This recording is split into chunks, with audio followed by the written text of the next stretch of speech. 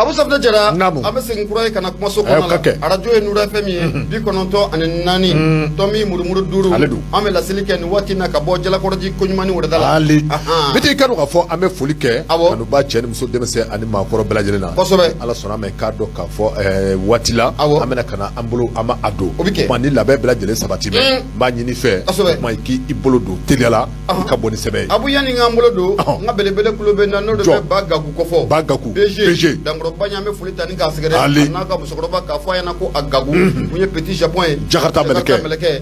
foli bɛ lase a ma tabarikala indépendant n'an k'a ma kanabila abu ne bɛ n bolo don n bɛ bɔ ni a ye a sera koyi Musa Sayon Kamara Dankɔrɔba ɲi a kumara abu mun ye an ka jamana ye n'a bɛ ba Maliba o kɔfɔ siga t'a la mun ye sini o bɛ bɛn alamisa ma n'o bɛ septembre kalo tile 22 n'o o b'o o kɔfɔ Abu Safina Jara o bɛ kɛ don ye don mun ni a bɛ kɛ sababu ye jamana in k'a ka yɛrɛma wɔrɔnya ni k'o sɔrɔ n'an k'a ma nansarakan na 62e anniversaire Abu Safina Jara siga t'a la ko o baara ko o bɛ boloda sini tabarikala ɲɛsi o baara in ma i bɛ na ye k'a fɔ ko min ye Guinée Conakry masakɛ n'o de bɛ colonel Mahamadu Doumbouya n'o ba ale kofɔ Abu Safina Jara siga t'a la bi tilela fana don to mana dun ka ban pewu Dankɔrɔba in a ka pankuru ko a bɛ jun an ka aéroport international Modibo Keita o kɔnɔ la dɛ wa a bɛ na mun ye tile 2 taama na an ka jamana o kɔnɔ mun ye Musa Sayon Kamara a y'a jira k'a fɔ ko mun ye septembre kalo tile 22 san 1960 ani 60 ka n'a bila mun ye septembre kalo tile 22 la san 2000 ani san 22 Abu Safina Jara i bɛ na ye k'a fɔ ko an ka jamana an ye san 62 an y'o sɔrɔ indépendance tali o kɔfɛ o de kumu kɔnɔ la k'i bɛ na ye ka ɲɛsin o baaraw ma a yira k'a fɔ ko mun ye Guinée Conakry masakɛ n'o de bɛ colonel Mahamadu Doumbouya n'o o ba a kofɔ Dankɔrɔba in siga t'a la a bɛna tile 2 taama a b'o kɛ an ka jamana o kɔnɔna o la o ka ɲi kɛ Patrick b'a ka fɔ la a ko Dankɔrɔba in n'o bɛ colonel Mahamadu Doumbouya n'o b'a kofɔ Guinée Conakry o masakɛ o tɛ wa Abu Safina Jara kibaruya jɔnjɔn kɔni sɔrɔla mun ye kibaruya minnu bɛ na a tɛ gosi Abu Safina Jara k'a jira k'a fɔ ko Dankɔrɔba in kɔni bi tilela fana to mana dun ka ban pewu Dankɔrɔba in a ka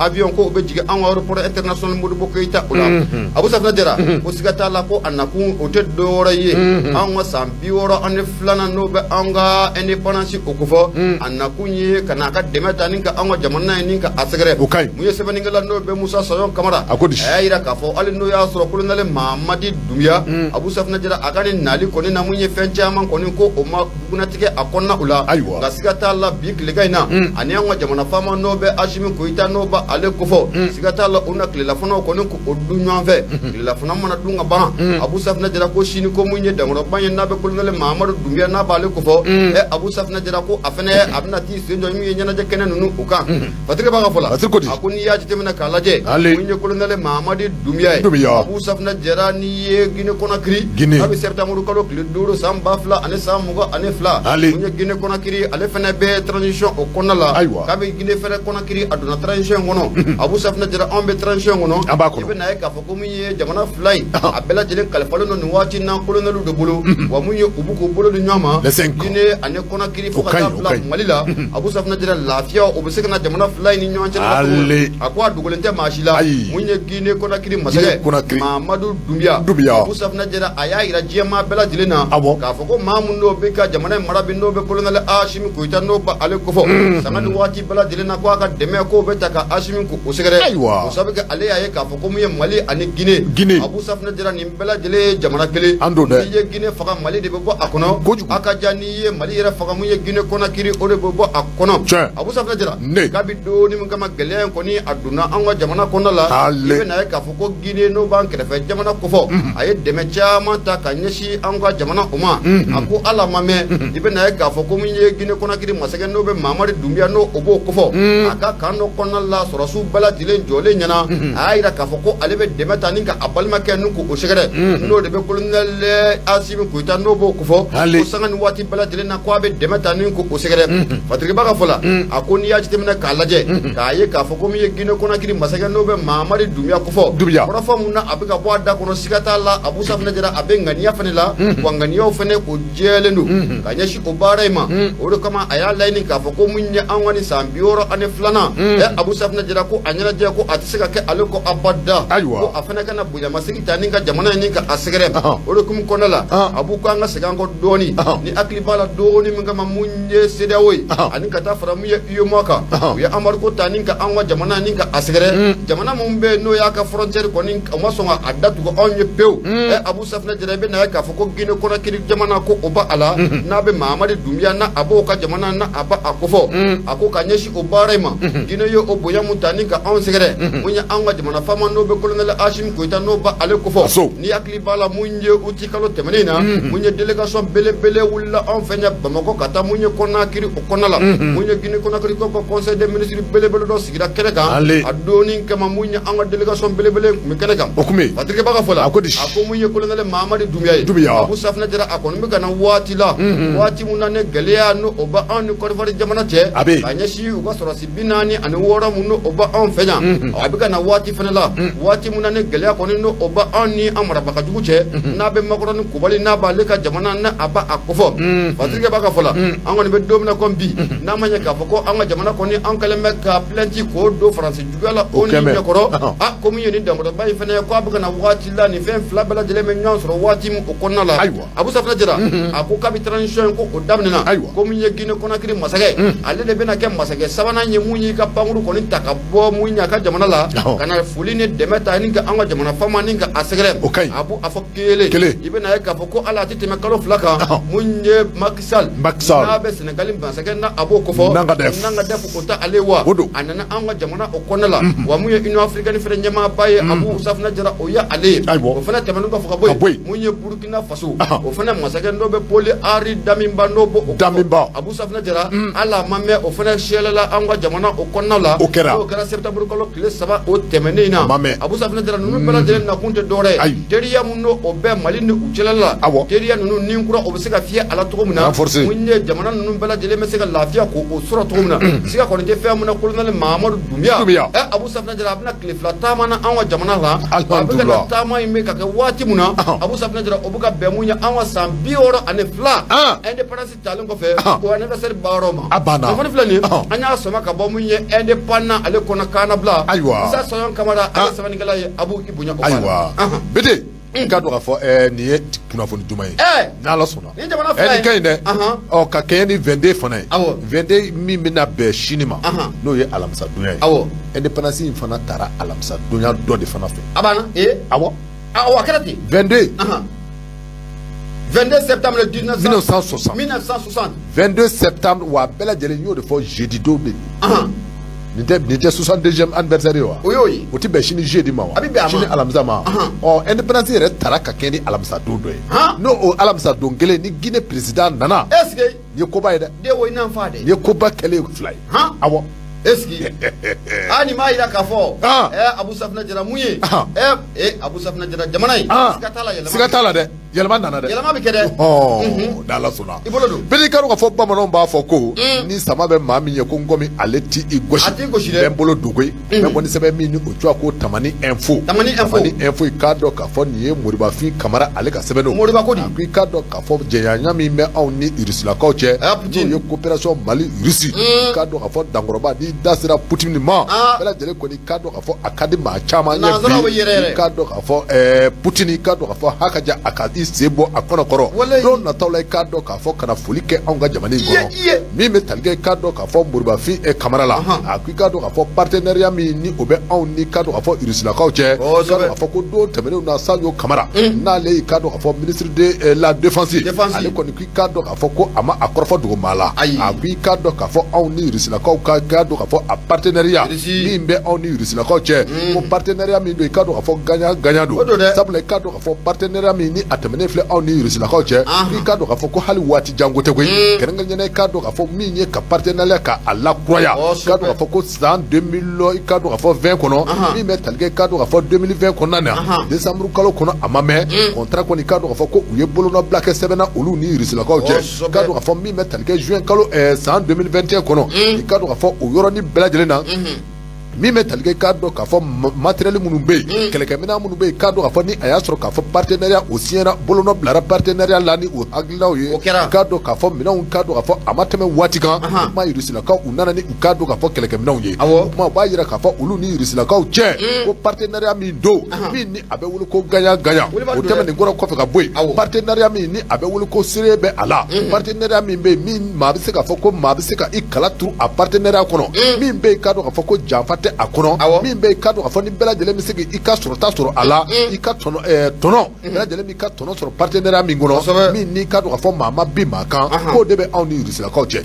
Fasiriba ka fɔ la a ko hakili jiginna i ka dɔn k'a fɔ anw ka jamana kabini ka dɔn k'a fɔ a bɛ san 10 bɔ bi walima san 10 ani kɔ min bɛ tali kɛ i ka dɔn k'a fɔ binganni wale kɔni taara ka anw ka jamana k'a sɛgɛrɛ min ni a bɛ wele ko groupe extrémiste n y'a dɔn k'a fɔ olu ye kɛlɛkɛmaaw ye maa minnu bɛ yen k'a dɔn k'a fɔ ni u bɛ ka kɛlɛ kɛ i ka dɔn k'a fɔ ni diinɛ ale to a ye olu de bɛ anw ka jamana kɔnɔ a bɛ san 10 bɔ ba i ka dɔn k'a fɔ kabini don tɛmɛnenw na i ka dɔn k'a fɔ kɔnɔguwa kɔni a ye anw ka jamana sɔrɔ o tuma maa minnu kun bɛ ɲɛmaaya la olu hakilila ye min ye o de ye ka fɛɛrɛ ni dabali bɛɛ lajɛlen tigɛ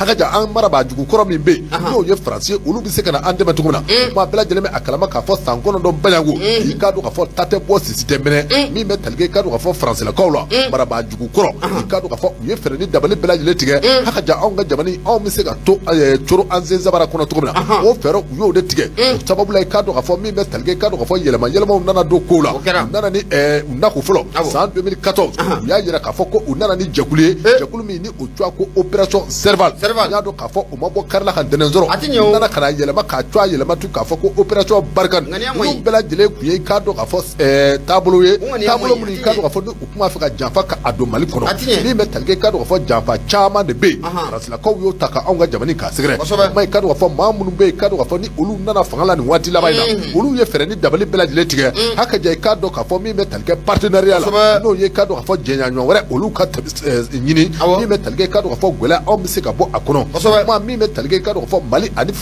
Rusilakaw ka jɛɲɔgɔn k'a dɔn k'a fɔ Mali ani Rusilakaw ka partenariat tɛ min ni k'a dɔn k'a fɔ fɛn dogolen don o kuma i k'a dɔn k'a fɔ kabini waati jan nin partenariat kɔrɔ in a bɛ anw ni Rusilakaw cɛ ka minnu kɛlen filɛ ka coup d'état kɛ waati laban in na minnu ni olu kɛlen filɛ ka fanga k'a dafiri minnu ni k'a dɔn k'a fɔ olu b'a fɛ yɛlɛma a ka don jamana in kɔnɔ n'o ye k'a dɔn k'a fɔ Asimi Goïta Asso ani k'a dɔn k'a fɔ a jɛ tɔw i k'a dɔn k'a fɔ olu ye partenariat i k'a dɔn k'a fɔ ka a sankɔrɔta kura ye n'o ye kɔsa in na partenariat i k'a dɔn k'a fɔ hakaja o partenariat kɛ bɛ sababu ye gɛlɛya tɔ min ni o tun bɛ anw ni Faransilakaw cɛ i k'a dɔn k'a fɔ ka gɛlɛya ye k'a sɛbɛ yakubaya min bɛ tali kɛ i k'a dɔn k'a fɔ Poutine na Poutine y'a dɔn k'a fɔ o ye dankɔrɔba ye dankɔrɔbaw bɛ yen nka i k'a dɔn k'a fɔ ko dankɔrɔba tɛ tɛmɛ Poutine kan i k'a dɔn k'a fɔ min bɛ tali kɛ cikan caman na a y'o tɛmɛ i k'a dɔn k'a fɔ k'o tigɛ Faransi a ɲɛmasakɛ la a y'a yira k'a fɔ min bɛ tali kɛ Mali la i k'a dɔn k'a fɔ ale na fɛɛrɛ ni dabali bɛɛ lajɛlen tigɛ hakaja Mali a bɛ se ka dɛmɛ ni dɛmɛ sira bɛɛ lajɛlen kan sira minnu ni olu bɛ wele k'a dɔn k'a fɔ ko sécurité ani défense o ye lakana ye k'a dɔn k'a fɔ a ye lakana o siraw tɛmɛnen kura kɔfɛ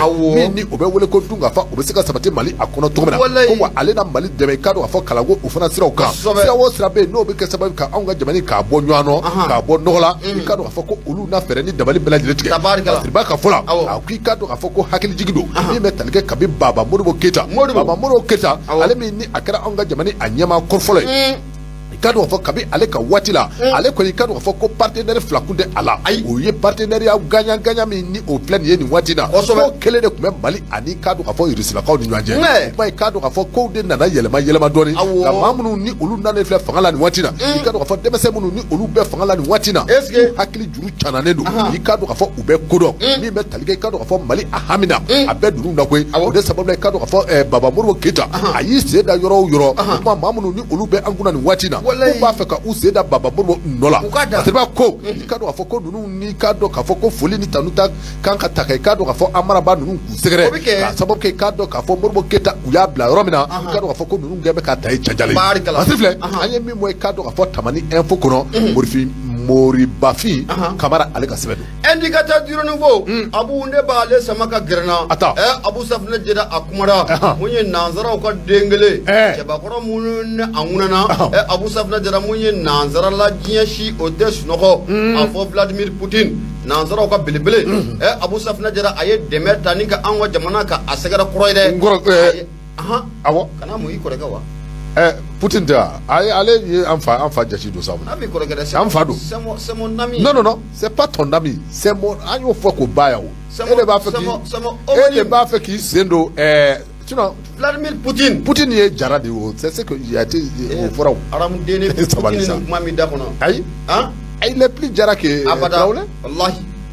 Parce que ni Poutine wele sa kanyirga. Mena mu fiena. Comme Mali la jamu jumé be ni abi odo akofo. Aba be fo dati se zarwole ma. Mena mu fie. Ni ya amasa o malla ko do. Ni ya amado ampate ba shuli ga josi. Aba fiena ko Poutine an trawle be gli. Ayi. Ete tarku do. Ayi ete tarku de do. Ete be ka tarku nya fie. Tarku do mo bo. Abu ne munye belebele yin sanno be Vladimir Poutine no oba akofo. Poutine. Abu Safna jere alibi dangro bayi aya ira jiemala. Ka foko ka deme ko be taninka jamana ko ni ko segere na be ba maliba na abo okofo seru jara sedu belebele kumara indicateur duro nouveau okonala akodi ayira ka foko munye video do koni o charela kosobe bololo usanflala video mun konala ibe na ka foko miye irisu ka masaga no be Vladimir Putin no oba ale kofo Abu Safna jara ayira ka foko abega deme taninka anwa jamana ka asegere na be ba maliba okofo Abu Safna jara ibe na ka foko ko yi akara kene mu nyere kan korofo yi afura kene mu kan adoni ngama be na ka foko anwa diplomatu chama kume kene kan gerenger la munye maliga la sigide mu na abe risi jamana la nuwati na Abu Safna jara mu ye Putin ya ira jiamala ka foko munye mali ane risi jamana la Abu Safna jara ko anye teri jamana yo ko okacha ore wati janye Abu Safna jara munye Putin ya ira ka foko mu amu obe jamana nyema la bi no be anga belebele ko foko colonel Hashim Koita ne ale aklinata ko ye kelenye wasigata la munye teria koromun obe irishi ane mali che Abu Safna jara ko munye fufalan ko obe nataka afakuraye Abu Safna jara ibe na ye ka foko munye dangro bay na be Vladimir Putin no oba kofo aya ira ka foko ale na ngo jamana fama no be colonel Hashim Koita no ba ale kofo o wati temuno na ku ukumana nega jurusala ni akliba la munye uti kalo temanina munye Putin ne Hashim Koita dangro ba fly ukumara ngon ko na la munye Putin ya ira ka fo Abu Safna jara ku bena demeta ninka jamana ninka asgare sira chama ofe ako adoni ninka ma ira ka jamana fam no be colonel Hashim Koita no ba ale kofo Abu Safna jara abora aka paji sa ba paji nanga mako tweeti Abu Safna jara akumara ya ira ka fo ko korfa mun no otemana ale ne belebele janna be Vladimir Putin ko okofo Putin ya ira nyona ka fo Abu Safna jara jamana na be irisi jamana kofo obe na on demeka jatiga wale ke ba nunu ku seba ko bunje no ma jamana imbla Putin ya foko avec la obala de na ka bampeo Abu Safna jara o fane bolon ko fa muye Putin na be Vladimir Putin ko fo irisi masaga o tewa Abu ko abena demeta ka jamana ka asegere balo o sirafe Abu Safna jara o fane temenu ko fo boy munya angere koy ko bena demeta ninka ansegere Abu Safna jara o fane bolon ko fe Putin ya yira ka foko Muhammad be jamana ngoro ni wala lendo Abu Safna jara ni be fakata kalange irisi jamana la Abu Safna jara ki be se ka ta tabarikala wallahi bete mena mi finyana ni tara ali faga foko bonjour irisika bonjour fon do sebe ko chama da kono te ando donne abute irisika me ando donne nguma fega mi finyana riba kalama ka fo ça dit tellement que ni tara hali lycée la iba soro langue munun kan ka kala allemand russie nyado espagnol ani arabu ani chinois ni fem ani arabu maintenant 600 en arabu metri aller et calculer aller ça arabu be kaw calculer c'est ko metu goji maintenant russie mi flendi ibe tabi munu be ka russie ka kala en ka université la walma lycée la ils sont très petits très peu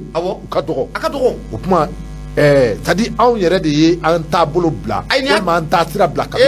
Abu ni ya bani il est temps que an ka segin ni ninnu ma kaba an ka école ni ya bani ne an bɛɛ lajɛlen bɛna irisi kan abana ne yɛrɛ bɛna kalan ka denmisɛnninw mobiliser u ka taa lycée la u ka a tɔgɔ LVD u ka irisi sugati abana mais anw ka LVD bɛɛ Allemagne chinois abana hali chinois t'a la arabu u y'o bila u t'olu ta u be a fila ni taara n b'o de f'i ɲɛna hali minnu bɛ arabu ta o fana ka ca ka tɛmɛ irisi kan ayi n ko irisi ta b'a ka dɔgɔ n y'a faamu an bɛ ka taa cogo min na ta ni nin waati in tɛ dɔw taara irisi kan tun bɛ tunu an ka lycée la ne bɛna fɛɛrɛ mun kɛ ne bɛna kɔn ka kalan la abana ni ne ye kalan la abana o sɔrɔ ka kalanfaya di ne ma abana awɔ e sigi kalala de Malia Sogo ko c'est Gozamo. Gozamo Malia Sogo te Gozarno ko ya bonjour ya ah tabarika Gozarno Vladimir Poutine ijo anga sebe fa do fe ni ngara bo angoro na Vladimir Poutine Gozarno c'est ça Gozarno Vladimir Poutine anga toka niveau Vladimir Poutine Gozarno awo Isla ko bela jele ko Gozarno ambassadeur abana de la Russie Gozarno anga tawa abu ibe ka Malian son adi chekwe ninti bo angono ble ne anga ta ita sese folo talaje chedo ne amasinga amboni volika munya irisi masake be Vladimir Putin ko fo Putin no ba nya ira ka fo mali de fen de be Abu Safna jira ki be fakata kalanga irisi jamana la Abu Safna jira ko dalele no bela jire ki be se kata kalanga to ke irisi jamana la Abu Safna jira munya fatrike bae no be sedu jira no ba ko fo Abu akosika ko ntala bu no kama mu no ba ne irisi jamana ni nyanchala la bi Abu akara sababu ye mamun ko anga fanga kamara Abu Safna jira ye marama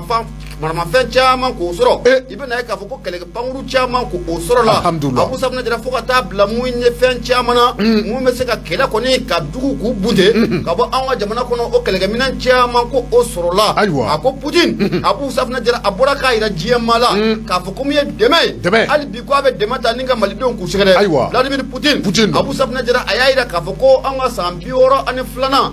o yana jamuno o bena ka sini Abu Safna jira ko abe goddo ngam maliye tabarikala ko ala ka ba hera amina rabbi kaga deme ba bi se jamana yi amina rabbi na fani flani aywa anya sama ka bo indicateur duro nouveau konola Vladimir Putin Allah Gozarno ti Gozarno ina ay Gozarno donne atna se ka fen fom attention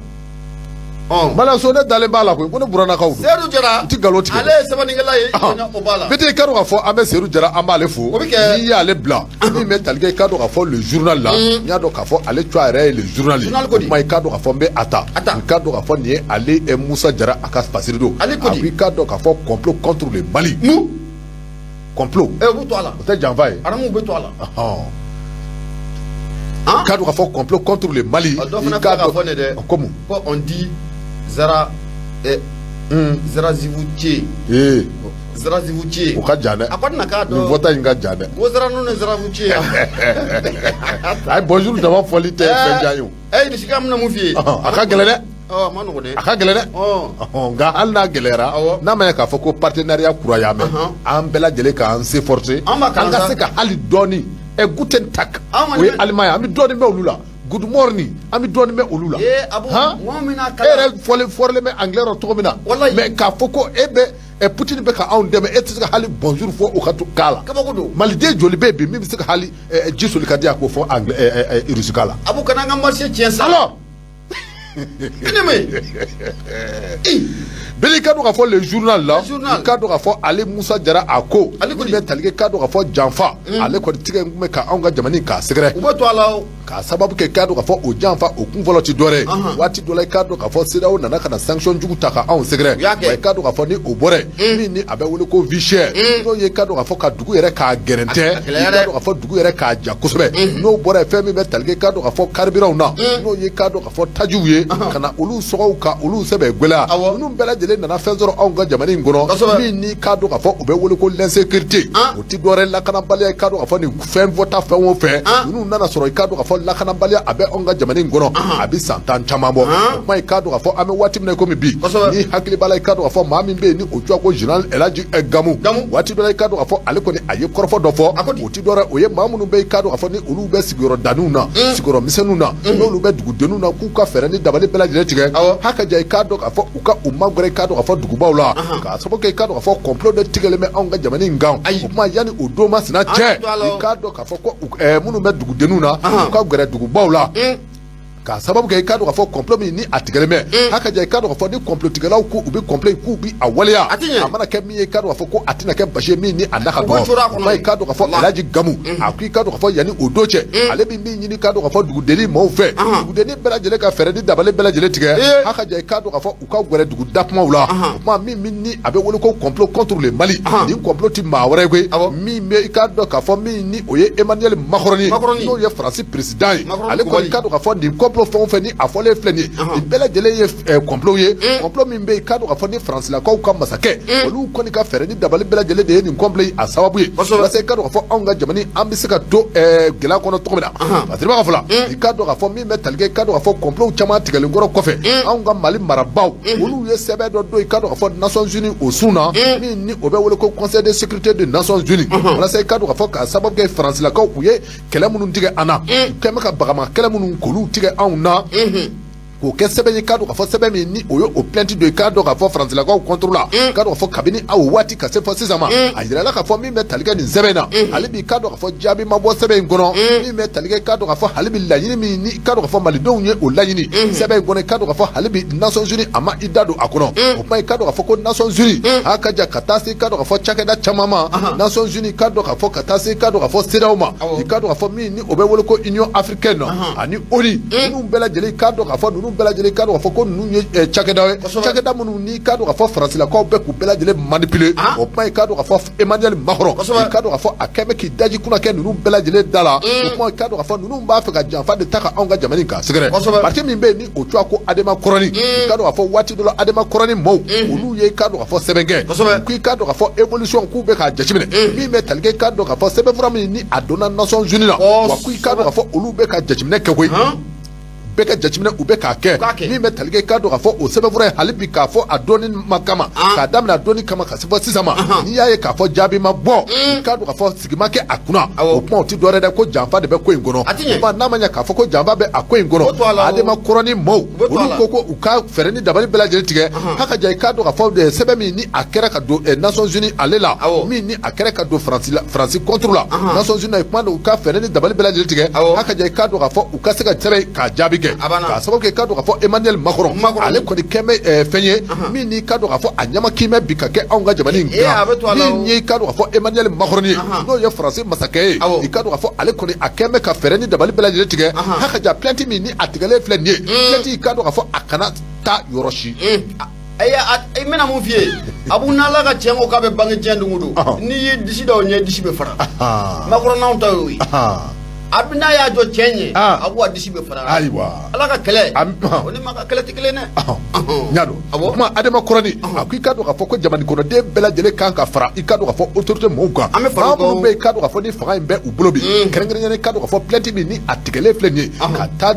Nations Unies na walasa i ka dɔn k'a fɔ faransilakaw u bɛ se ka wele bɔgɔ jɛnen kan cogo min na o kuma ko i ka dɔn k'a fɔ an bɛɛ lajɛlen kan ka sɔn ka fara u kan walasa i ka dɔn k'a fɔ o baara in ka se ka kɛ cogo min na o kuma i ka dɔn k'a fɔ min bɛ tali kɛ Yunusu Ahmed Diko i ka dɔn k'a fɔ professeur Yunusu Ahmed Diko k'a dɔn k'a fɔ ale fana a ye kɔrɔfɔ dɔw fɔ a ko n'i y'a ta k'a lajɛ n'i y'a ye k'a fɔ hali bi dama don nin ko in nɔ dɔwɛrɛ tɛ dɛ Emmanuel Macron a kɛn bɛ ka CEDEAO kɛ a ka instrument ye CEDEAO kɛn bɛ a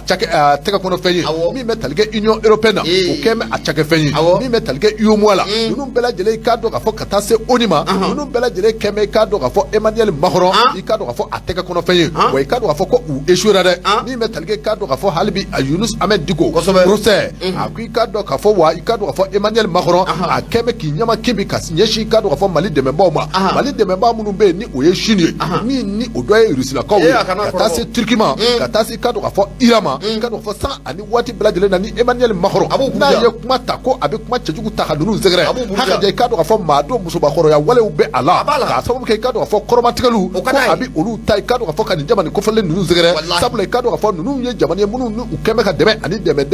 n'u bɛ ka ta ka anw ka jamana in kan sɛgɛrɛ fasiri filɛ an ye min fɔ i k'a dɔn k'a fɔ le journal kɔnɔ Ali Musa Jara ale ka sɛbɛn don Abu y'o de f'i ɲɛna n ko n balimamuso n'o de ye Abi Sisoko ye Abi Sisoko nin waati n'an bɛ foli ta ni ka a sɛgɛrɛ Faransi kɔnɔna la Maliden fɛ bɛ Faransi an ka autorité morale ale bɛ yen n'o de bɛ Baba Adama Ture n'o bɛ ale ko fɔ Sidi Kɔnɛ ale ko ko gilɛ la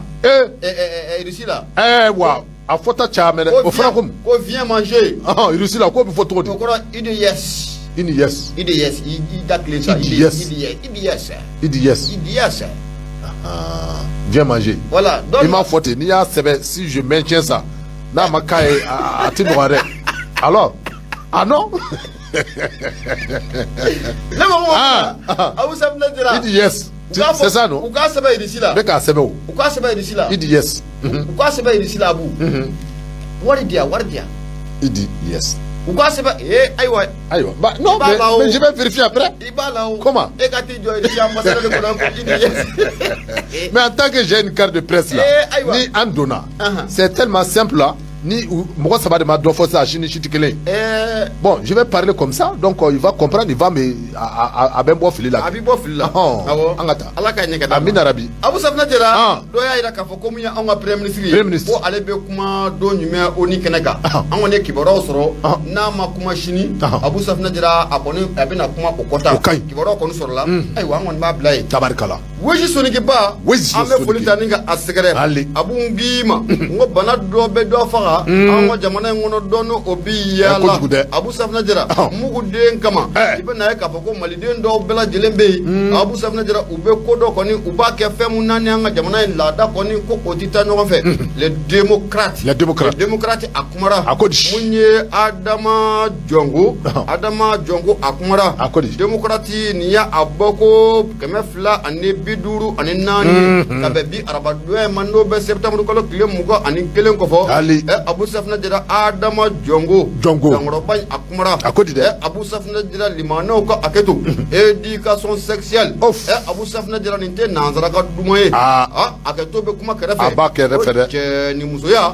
Abu Safna Jara oko be se ka kalanto muna ibe na ka fo ko muye abara sigina kuraide wa sigina bolo fara mu fe anga mako UNESCO ko programme mbe nanga mako programme 03 Abu Safna Jara abina fo ko ko asigna o fede fatrike baga fola na be Adama Jongo na ba akufo akwanga jamana fama no be colonel Hashim Koita no ba akufo ka ki koloshi kosobe ko sobe ke ndiye na masafara bele Abu Safna Jara niyo ofulile munye Adama Jongo ayira ka fako munye éducation sexuelle mano ko aketo Abu Safna Jara ate cheni musoya ato o kala ato kofawa Abu Safna Jara ni kuma kan jugu ne kera sababuye munye alaka ina sumelu buwe maigala kale ka premier ministre ya ninka adafri te tari Abu Safna Jara ngayira ka fako programme ko asigina kuraide nyayira ka fako asigina munye UNESCO ko programme mbe 03 Abu Safna Jara ko asigina osirafe munye fatrika bay no be Adama Jongo no oba akufo ako munye atelier do koni ko okera munye septembre ko le sheki kana bla munye septembre ko le konontona Abu Safna Jara atelier kunke kunte dore ni la ni mun flane na be éducation sexuelle na abo okufo ko la ni kera amusaka be se na to muna munye aboro be se ka to muna wa bi na ka fo ko la jere ko akera hôtel de l'amitié abama ko konala ya Abu Safna Jara ko bara ko akera munye fatrika bay ako Abu Safna Jara mamu sigata la alinte mishu miyoro la ibado ka foko jiflen ko ni ko ote Abu Safna Jara ko ni ko na ko kabe damine Allah ba metal la ba rom na odugulente mashila o sabu ke amba don ka foko ne nanzara kulo blendo de ka bara ko sigle singa ko se kan frene dabale tiga tukumna ka an jamana transition marabako ku ne malidon ku fo nyongo Abu Safna Jara ko ni programme na abena sigi singa abena kalamunya anga kalansoula ando mena kalan Allah Abu Safna Jara éducation sexuelle ay non ningo kana tanye de ay atitanyo ay ningo kana tanye ay somangalu lo abana somangalu lo awo ni manga wula ka teme ay mutis mena mu fi manga wula ka teme abu somangalu wallahi bulo jayira fere ni dabali betige bisika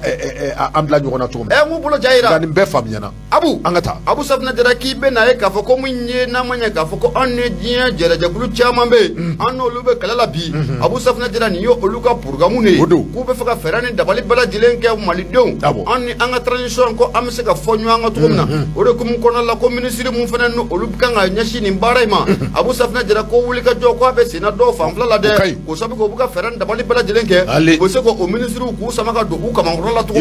ore kum kono la Abu Safna Jara ko ni na masafara bele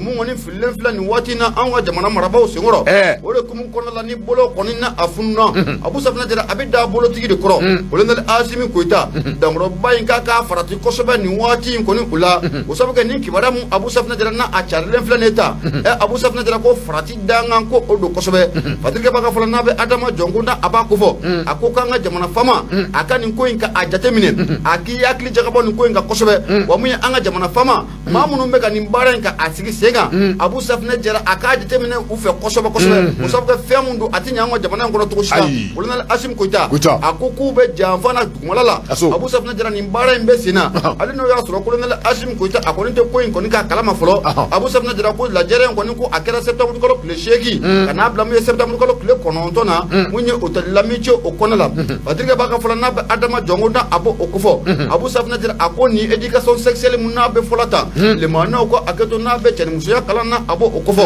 a ko jamana damadɔ bɛ yen olu ko cɛ o cɛ ni sera n'a kɔrɔfɔ olu fɛ yen Abu Safinɛ Jara k'u b'i da k'a fara a ko o jamanaw la Burkina Faso Guinée Libéria Gambie Sierra Leone Guinée Équatoriale Centrafrique Guinée Bissau Abu ka taa fara mun ye arabu jamana dɔw kan olu y'a yira k'a fɔ ko cɛ o cɛ ni sera nin kɔrɔfɔ y'u fɛ yen Abu Safinɛ Jara nin programme y'u fɛ yen Abu Safinɛ Jara k'u n'i da k'a fara Abu mun ye Adama Jɔnko ye a ko ɲininkali to min ko a bɛ sigi kun jumɛn na anw ka jamana marabaaw tɛ se ka sariya k'a ta cɛ o cɛ ni kibaruya in mɛn ni da kɔnɔ ka don anw ka jamana in kɔnɔ u k'i da fara piya a banna f'i tɔ la nanzara wari u k'a to yen u ka jɛ nanzara wari kɔ u k'an to yen an k'an débrouiller n'an dani ye yan Abu maintenant n ka fɔlen ka nin programme kirikala u kana nin don an ka éducation na n ka fɔlen tɛ dɛ n y'o de f'i ɲɛna i ka fɔlen tɛ wa a bɛ les démocrates de kɔnɔ a b'o kɔnɔ wa a bɛ les démocrates kɔnɔ u ka bi bɔli de don sɛbɛnnikɛla de tɔgɔ Adama Jɔnko a ko ten ale de y'a sɛbɛn alors éducation sexuelle complète sur le point de revenir dans le canal. Tu n'as fait que d'interpréter du programme 03 de l'UNESCO. Abana. Ne ka fɔlen. I ka fɔlen tɛ dɛ. Ala k'a ɲɛ ka. Amina rabi. Biti. Ala ka zabunya. Ami. Ala ka zabunya. Ami. Wati. An ta sugu kɔnɔ kana. An ka ɲi dɛ. An bɛ taa sugu kɔnɔ kana. Mun ye maliyaso ye. A ko Allahu Akbar. Serifukɛ. Ali Haidara. Ale fana ko Allahu Akbar. Haidara. Ayi. Ni tɛ taa ɲɛ. Ayi nin tɛ taa ɲɛ dɛ. U ka jɛ nin kɔ. U ka jɛ nin kɔ. Nin tɛ nafolo ɲuman ye dɛ. Ayi. Anw bɛ an ka fantanya fɛ ni ko dɔ ye. Kosɛbɛ. A banna. Gawusu Keyita Jata an ka taa sugu kɔnɔ kana.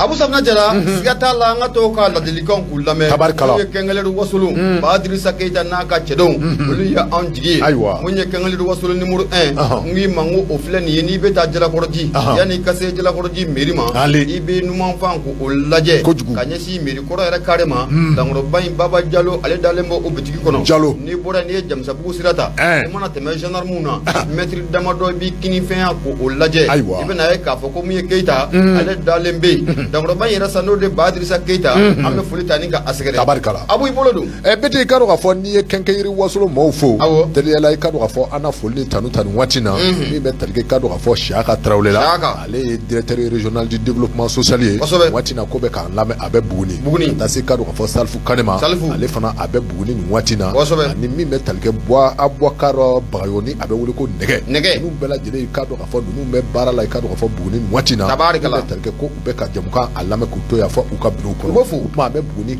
cɛ ni muso denmisɛn bɛɛ lajɛlen fo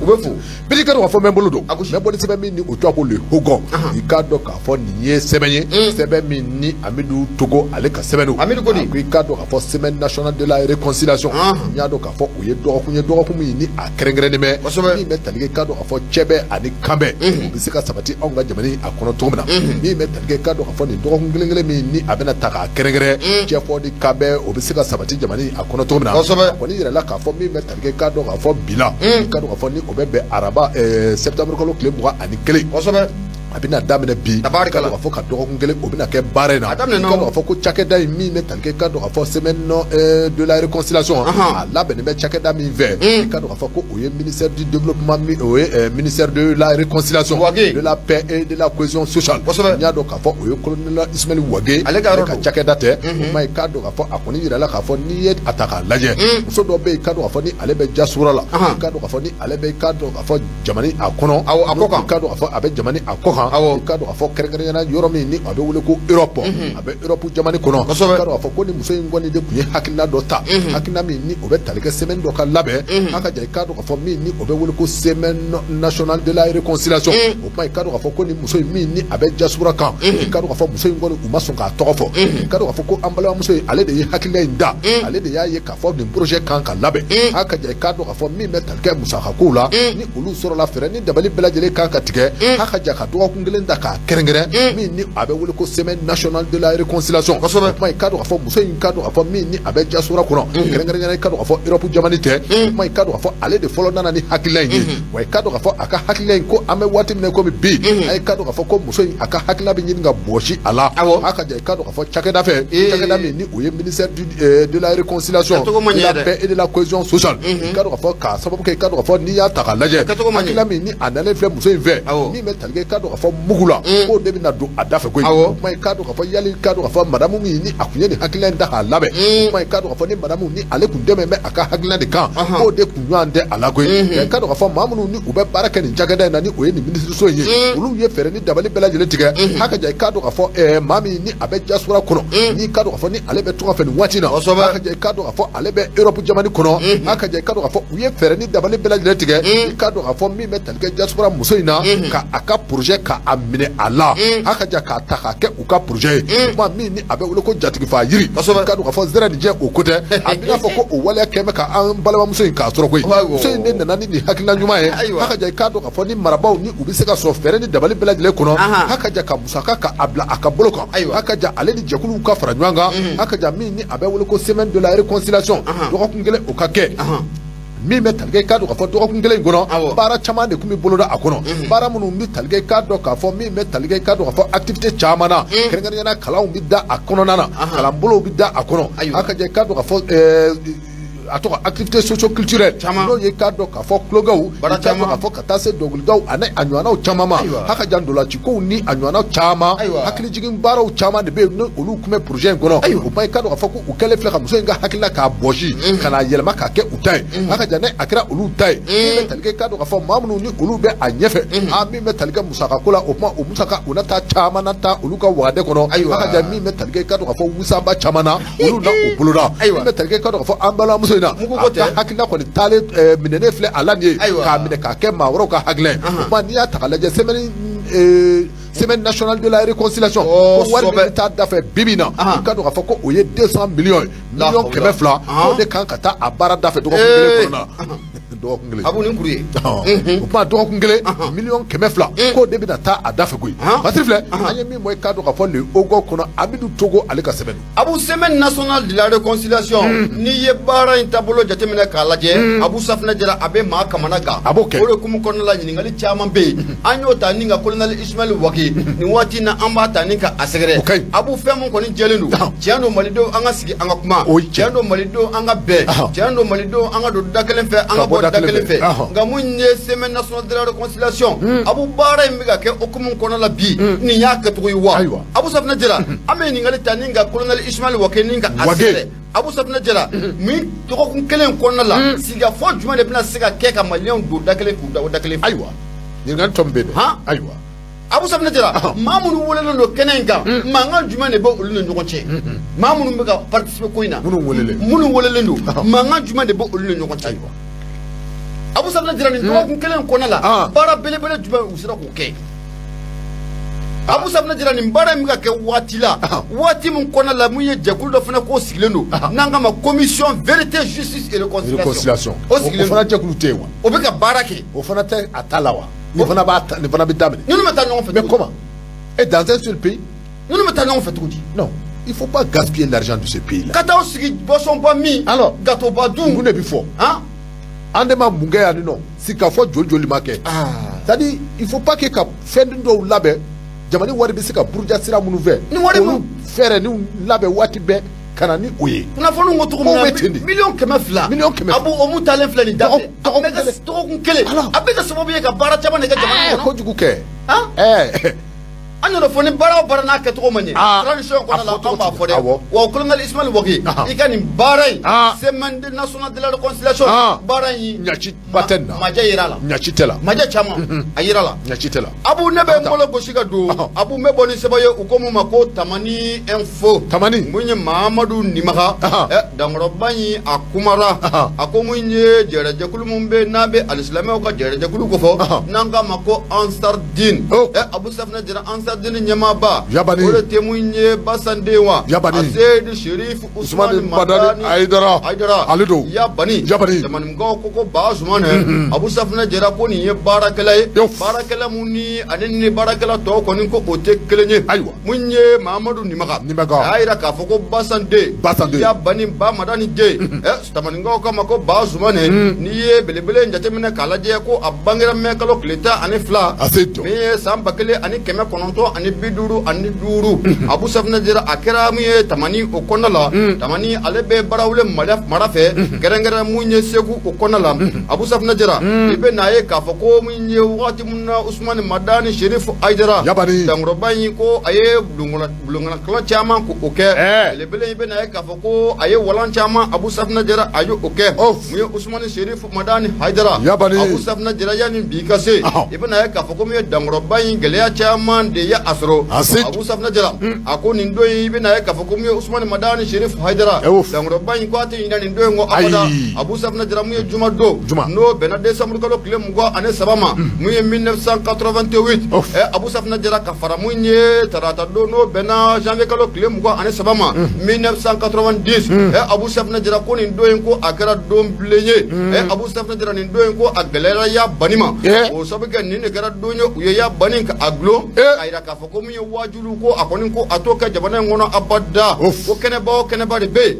basande basmana de basmana Abu Safna jera ko ate wajulu konin ke jamana konna ulam Abu Safna jera ibe na ka fako ala mabi tala gamunye masa Allah taala ale fana bi itala o fanga munno ya banin ka aglo Abu Safna jera munye mekalo kile mungo ane duru samba kele ani keme kononto ane bi kononto Abu Safna jera munye Ased Sheriff Usman Madani Haidara dangro bayi ayi kunda munye sigaso okonnaka Abu Safna jera wati munna atara sigaso Abu Safna jera be na ka fako gela bele fena ko oyera ula basande aduna sigaso gela konnala munye masa Allah taala ya foto muna Abu Safna jera atara o barakata ti tari Abu Safna jera ni yo soni ya ji temna kala je munye basande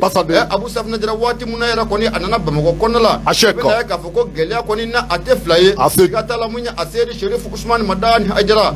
Abu Safna jera aye gela kwa ya se bakoro ke jera je kulu do be na be musulaka ko fo ka fara munye an falaka do ka Abu Safna jera oluya yini bani afe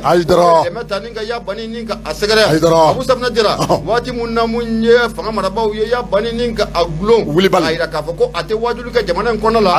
Abu Safna jera kalande on koni usira ya banima ko belebele na be ya bani ko fo kwa ngata munye famo ka tu udeli Abu Safna jera munye dangro bayi ayira ka fako alete famo ku deli na siga koni tala ko alebiga alaka chiro ko lase Abu Safna jera ko siga tala ko famo ku be sege alima Abu Safna jera ibe na ka fako ame domna kompi munye Ansardine International be jiya fambela jele ofe ni Ansardine International ibe na ka fako ayra sigra senga Abu Safna jera munye utikalo klita ani kononto sam bakele ani keme kononto ani bi kononto kele ame domna kompi munye comité ba saba ani keme duru ani bi wolonvla ani kononto Abu section keme nani ani bi duru ani shegi munye section Abu Safna jera binani ani wolonvla munye kanumba chama fene obe kerefe Abu Safna jera ibe na ka fako ni association belebele bay na be Ansardine na aba akofo international Abu Safna jera ku ye jugu chama ko soro ako doni ngama munye ya bani abi kanto Abu Safna jera akoko munye Nabila Isa ko otina bile abada Abu Safna jera okora fako o majja Abu Safna jera o fana temano ko faka boy ya bani aya ira bela jilena ka fako ni duna janama kono Abu Safna jera boto ko fana ko otila Abu Safna jera o doni ko amajja Abu Safna jera o fana temano ko faka boy munye feti mumbe nobe alakira alega bangeli okofo nanga mako mauludu Abu Safna jera o fana keli Abu Safna jera ko abara ko agalera ka yakubaya Abu no fana bore munye manifindo be kuningana ka sebakora krama o de ko munye ya bani ya ira ka fo ko munye alislamia ko dunga mumbala ko de bayatul islamie nangwa mako baya Abu Safna jera o kara sababu ya mado fana funne no ku funu ka jo Abu Safna jera i bɛna ye k'a fɔ ko mun ye ya bani san 92 o kɔnɔna la Dankɔrɔba in a taara mun ye Bɔbɔ Julaso Bɔbɔ Julaso a donnen yen kɔnɔna la i bɛna ye k'a fɔ ko karamɔgɔ 2 bɛ olu sera ya bani ma Abu Safinɛ Jara ɲininkali busamisɛn u y'a ta ka ya bani ka a sɛgɛrɛ Abu Safinɛ Jara ɲininkali kɛra n'u ye ɲininkali kelen kɛ bani bɛ jaabi a b'o di Ala ni Ala yɛrɛ ka masaya o kɔnɔna la Abu Safinɛ Jara a donni kama ko karamɔgɔ 2 in y'a jira k'a fɔ ko nin ye cɛ mun ye Abu Safinɛ Jara ko siga t'a la nin ye Ala ka jɔnkɛ ye wa mun ye siga t'a la kɔrɔfɔ mun o b'a da kɔnɔ tan Abu Safinɛ Jara a bɛ ka bɔ alikuranɛ de kɔnɔ a bɛ ka bɔ hadisa de kɔnɔ Abu Safinɛ Jara o janjo Basande a y'o sɔrɔ Abu Safinɛ Jara an kun bɛ arayida la an bɔra yen an taara an yɛrɛ sɔrɔ hippodrome na an taara stade Ansuwari Modibo Keyita la Abu Safinɛ Jara an bɛ don min na comme bi an bɛ taa don ɲuman na stade 26 mars mun o bɛ yen mun ye maa ba 50 o bɛ se ka don a kɔnɔna la Abu Safinɛ Jara o fana fara tɛntɛn an t'a dɔn an bɛ taa direction an bɛ taa don ɲuman na Abu Safinɛ Jara an bɛ don min na comme bi Usumani Madani Sherif Aidara ya bani kɔlɔsi kɔlɔ i bɛ na ye k'a fɔ ko Sikaso Buwake Segu Abidjan Kaye Moti Kucala Daluwa Togo Kati a n'a ɲɔgɔnna caman mun ye Basaden a taara mun ye Ala ka diinɛ ka taa bara ci nin yɔrɔ bɛɛ lajɛlen na tiɲɛ kɔnɔna la sanga nin waati bɛɛ lajɛlen na Dankɔrɔba in ko ni o y'a sɔrɔ ale kɔni bɛ tiɲɛ de kan a siga t'a la ko min ye masa Alahu Taala ko a b'a dɛmɛ waati bɛɛ lajɛlen ka bɔ juguw bolo Abu Safinɛ Jara ni hakili b'a la san 2013 kɔnɔna la mun ye anw marabagajugu ye n'a bɛ Faransi jamana o kɔfɛ olu yɛrɛ ye jɔnjɔn belebele ta ka di bani ma koyi jɔnjɔn belebele minnu y'a ta ka di bani ma muso kudabali den Abu Safinɛ Jara u y'o ta ka di bani ma a ko n'i ye ko jateminɛ k'a lajɛ mun ye ya bani a ka jɛrɛjɛkulu n'a bɛ Ansar Dine International a b'o o kɔfɛ i bɛ na ye k'a fɔ k'u ye baara caman kɛ bunahadamadenya yɛrɛ lafasali la ka bunahadamadenw k'u dɛmɛ san 2013 Abu Safinɛ Jara k'i bɛ na ye k'a fɔ ko mun ye malo san 2013 Abu Safinɛ Jara maa minnu bɛ yen n'u y'u jɔyɔrɔ déplacé len Abu Safinɛ Jara maa déplacé u ye mun ye 1,116,000 Abu Safinɛ Jara u y'o don suma na Abu o fana tɛmɛnen kɔfɛ ka bɔ yen sɔrɔsi minnu bɛ yen n'u tora kɛlɛkɛyɔrɔ la Abu Safinɛ Jara ka dɛmɛ ta ni k'olu ka denbaya k'o sɛgɛrɛ 1,100,000 Abu Safinɛ Jara o fana tɛmɛnen kɔfɛ ka bɔ yen Ansar Dine International mun ye kalanso 4,326 Abu Safinɛ Jara u y'o jɔ Abu Safinɛ Jara n'o fana bɔra yen i bɛ na ye k'a fɔ ko mun ye Usumani Madani Sherif Aidara jɛkulu mun b'a a tɔgɔla n'an k'a ma ko Ansar Dine International Abu Safinɛ Jara mun ye kɔlɔnbaw ye u y'o sen caman foragew senna dɔgɔtɔrɔso Moribugu Bangoni Abu Safinɛ Jara ka taa bila Jalakɔrɔji la ani Bamakɔ sigida 6 bɛɛ lajɛlen dɔnnimana ɲinɛmakaw ko dɛmɛ ta ni ka ɲɛsin nin yɔrɔ bɛɛ lajɛlen ma wa mun ye baarakɛyɔrɔ caman ko o dayɛlɛ la sifinnakaw y'an bɛ don min na comme bi ko ya bani Abu Safinɛ Jara mun ye maa do Abu Safinɛ Jara ko nin baarakɛla tɔw tɛ kelen ye nafani filɛ nin an y'a saba ka bɔ Tamani an ko kɔnɔna la Mahamadu Nimaga ale sɛbɛnnikɛla ye ya bani a tɛ tɛmɛ nin kan dɛ Ansar tɔgɔ de ka suma a banna u tɛ kɛ ka suma aw cɛw k'a lajɛ dɛ non il faut pas k'an fana ka jɔ Ansar tigɛ ka suma o de ye u ka ko ye fɛnkɛ kɛcogo ye dɔɔnin o de man ɲi Ansar tɔgɔ ka u ka fɛɛrɛ bɛɛ kɛ ka u tɛ se k'an ni ya bani yira ɲɔgɔn na ani baniya u b'o se k'o kɛ kɛ Ala a y'a kɛ Ala kama k'o kɛ u ka fɛɛrɛ ni dabali bɛɛ kɛ Mamadu Adama Mayiga ani bani ka ɲɔgɔn ye dɛ a banna ko ne tɛ an bɛ nin kɛ maa ye de e filɛ ka nin min k'a la tan sinon DGP directeur général de paradis o bɛ yen a bɛ yen ayiwa a bɛ yen a banna a ye fɛɛrɛ k'an ni a ka ɲɔgɔn sabu ni ayiwa ni kuru ka da an ka taa joona a sera n'Ala sɔnna Abu biti an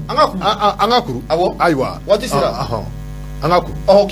ko tɛ kelen n'Ala sɔnna o kuma biti ka dɔn k'a fɔ le Toguna min bɛ tali kɛ ka dɔn k'a fɔ Sanade Sanna ale ka sɛbɛn dɔn a ko min bɛ tali kɛ ka dɔn k'a fɔ Kuranko la Bajangara mara la ko gɛlɛyaba bɛ a la e ko i k'a dɔn k'a fɔ population olu t'a fɛ ka dimi min bɛ tali kɛ ka dɔn k'a fɔ nin sigidalamaw la n'o ye Bajangara maaw ye olu y'a yira k'a fɔ kabini waati dɔ la kɛrɛnkɛrɛnnenya kabini mars kalo waati min bɛ tali kɛ ka dɔn k'a fɔ instabilité n'o ye ka dɔn k'a fɔ kurantigɛ banbali o kɔni a ɲɔ ɲaamɛ Bajangara kabini waati tɛmɛnenw na n'a ma ɲɛ k'a fɔ Bajangarakaw ko an bɛ waati min na komi bi dabu ye sunatu ye k'a sabu kɛ lakanabaliya ye o ma ni kurantigɛbaliya ni o fana nana don a la ko a bɛ kɛ i ka dɔn k'a fɔ gɛlɛya faralen gɛlɛya kan o ma ko kabini waati dɔ la o kɔni tun y'a yira k'a fɔ min bɛ tali kɛ u ka centrale groupe min ni o bɛ baara la ka kɛ k'o groupe ko o tiɲɛna o ma min bɛ tali kɛ dilanni fɛɛrɛw bɛɛ lajɛlen tigɛra groupe kɔni ko a ma se ka labɛn groupe denni fila k'u taar'o san min bɛ tali kɛ o groupe denni fila la ko i ka dɔn k'a fɔ ko o ma se ka dugu bɛɛ lajɛlen labɔ i ka dɔn ko yelenko la o ma Bajangarakaw u dimi dimini mɛ bi min bɛ talikɛ a cɛ ni muso denmisɛn ani maakɔrɔ e ko don nataw la ninnu t'a fɛ ka wuli i kɔrɔkɛ kama min bɛ talikɛ k'a dɔn k'a fɔ Seydou Lamini Tarawele a ye k'a dɔn k'a fɔ ko ni a ma fɛɛrɛ ni dabali bɛɛ lajɛlen tigɛ Baɲangara ye k'a dɔn k'a fɔ ko don nataw la k'u b'a fɛ ka taama ka bɔ u sen la Baɲangara i k'a dɔn k'a fɔ kana fɔ énergie à direction ba la a ka jan i k'a dɔn k'a fɔ minisiriso min ni u ɲɛsinnen bɛ kuranko ani yeelenko ma a ka jan i k'a dɔn k'a fɔ dusuma kasara ko u nana ka na da minisiri yɛrɛ a ɲɛkɔrɔ Basiri filɛ an ye min bɔ i k'a dɔn k'a fɔ nin toguna kɔnɔ Sanade Sama ale ka sɛbɛn a b'u k'an kɔrɔkɛ to yen k'a to yen cogo di n'a tɛ se a ka bɔ yen dɔrɔn kɔma Abu Mohamed Cissé an bɛ foli ta ni k'a sɛgɛrɛ a ko mun ye jɛmukan dɔ k'an k'o sigi agent de sécurité o kama o sabu olu fana bɛ gɛlɛya min na jamana kɔnɔ u ka sara u ka baara kɛ cogo min na kabako don les agents de sécurité contrat bɛ minɛ u tɔgɔ la Abu Safinɛ Jara contrat dɔw 20,000 mais olu yɛrɛ bɛ mun sɔrɔ 7,000 sécurité mɔ 7,000 aramu ne de filɛ k'a f'i ye o ɲɔgɔnna caman de bɛ jamana in kɔnɔ koyi olu dɔw bɛ yen olu bɛ bɔra adamadenw joli de la o tɛ dɔ kɛlen ye contrat bɛ minɛ mɔgɔw bolo Abu Safinɛ Jara 15,000 i bɛ taa ye k'a fɔ ko mun ye agent de sécurité o maa minnu sigilen bɛ ka yɔrɔ yɛrɛ kɔlɔsi Abu Safinɛ Jara olu sara tɛmɛ 7,000 kan o maɲi e mun sigilen bɛ bureau ba kɔnɔ e de bɛ k'a tɔ dun a banna Ala i sigilen bɛ kilimu kɔrɔ kɔnɔ falen don jagi la walahi a falen bɛ haramu la Madame Tarawele Fatim Jamanoir Abu Safinɛ Jara an bɛ foli ta ni ka a sɛgɛrɛ nin waati in na n'an y'ale fɛnɛ fo badabada foli Abu Safinɛ Jara an b'a ta nin waati in na ka a sarada k'a ɲɛsin mun ye Madame Bete yɛrɛ Madame Bete mun ye Gafuri Awa Tugara Madame Bete an bɛ foli ta ni k'a sɛgɛrɛ k'a na ko a Tugara nin waati in na ko Faransi kɔnɔna la Abu an ka bi ta in kuran ka da yan Madame Bete an ka bi ta in kuran ka da yan Maso kun kalifalen don mun ye Mamadu Adama Mayiga fɛ n'an k'a ma ko Gafu Jɛman Amadu mun ye nɛgɛ karafe o tun bɛ Gawusu Keyita Jata Mande Masa o tun bɛ ale bolo directeur de programme don mun ye Ina Arama an b'a fɔ an bɛ Mariko foli bɛ lase a ma fo ka taa bila mun ye Cɛgana ka ɲɛmaa la Burama Tarawele an b'a fana fɔ ka nɔgɔya dakɛ ka ɲɛsin a ma mun ye Gafuri Awa Fani ye ale tun bɛ bɔlɔlɔ o sira kan n'o bɛ Facebook fɔ kuma bara Bubakari Tarawele ni kanubaw ko ma ko Bete ani Abu Safinɛ Jara nka Abu Safinɛ Jara sini somelen don dɛ sini somelen don awɔ fɛnkɛ fana bɛ bi n'an bɔra yan sisan an tɛna taa palais de la culture la o bɛ kɛ kosɛbɛ justement olu bɛ se k'an ka jamana to an ye awɔ n k'o fana wulikajɔ an bɛ t'o kɛnɛ wulikajɔ bɛ sen ni Ala sɔnna ma an k'a bila sini kɔni somelen don n'Ala sɔnna lemanaw ko hakɛto a banna